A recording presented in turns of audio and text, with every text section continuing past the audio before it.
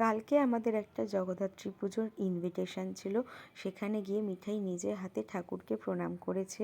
ঠাকুরকে দেখে ওর খুব ভালো লেগেছে। আর কিছুদিন আগেই দুর্গা ঠাকুর দেখেছে, তার সাথে সিংহ মামাকেও দেখেছে।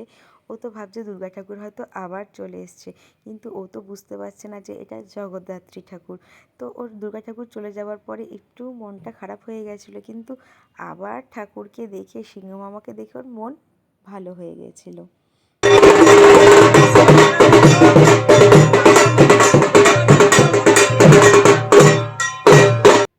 খাও খাও, সে কথা কি কোনোদিনও ভাবতে